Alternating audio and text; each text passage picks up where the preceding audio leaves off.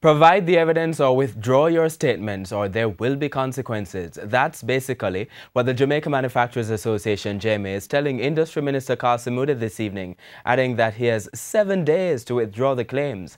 Upset representatives of the J.M.A called a press conference today to take issue with statements made by Mr. Smoother at a press conference yesterday. TVJ's Andrea Chisholm has the details. It's the Industry Minister versus the Jamaica Manufacturers Association, J.M.A. On Wednesday, Karl Smoother stated that permits to import sugar for sale in Jamaica would only be given to approved marketing agencies or other entities approved by the minister. This is an additional strategy being pursued to stop the leakage of refined sugar imported by segments of the manufacturing sector, duty-free as raw materials for manufactured products, but find their way into the retail trade.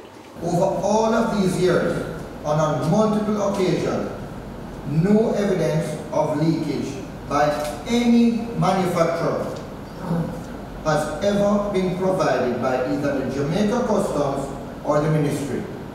So I would ask, why then continue to tell this lie? And so the J.M.A is more than livid about the minister's statement. They say they have no problems with the new rules for repackaging refined sugar, but took issue with one of the reasons behind the move. According to them, international companies within the J.M.A have already been affected. They are not a fried fish shop, and we're treating this issue like it is a fried fish issue, and it is not. This has implications internationally. So when the CEOs of international companies start to get telephone calls from their suppliers internationally, Minister Smoother needs to be extremely careful at how he chooses his words.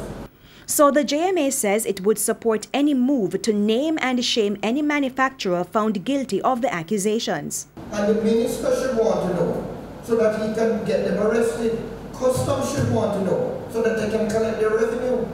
Plus, he says the J.M.A would want those guilty manufacturers out of the entity, hence this challenge.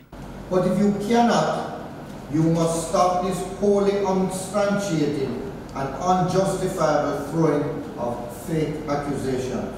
The Jamaica Manufacturers Association is calling on the minister to provide the evidence or retract these allegations within 7 days, or the association will have no option other to consider where it goes from here.